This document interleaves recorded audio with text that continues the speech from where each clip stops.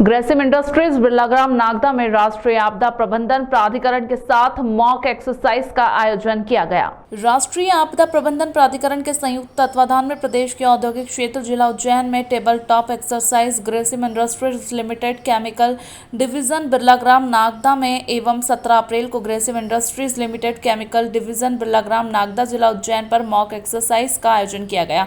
Mock drill के दौरान चिन्हित ग्रीन कॉरिडोर पर आम जनता एवं वाहनों का आवागमन रोक कर मॉक ड्रिल के दौरान पर अभ्यास किया गया। दरअसल मॉक ड्रिल में एक ग्रीन कॉरिडोर का निर्माण किया गया था। यह पथ केमिकल डिवीजन फैक्ट्री परिसर से होते हुए स्टेपल फाइबर डिवीजन की फैक्ट्री कॉलोनी से होते हुए बिरला हाउस के गेट के सामने होते हुए स्टाफ क्लब की रोड से जनसेवा हॉस्पिटल तक रहा। इस पथ पर एक ग्रीन कॉरिडोर का निर्माण किया गया। मॉक ड्रिल के दौरान यह ग्रीन कॉरिडोर रास्ता आम जनता के लिए बंद कर दिया गया।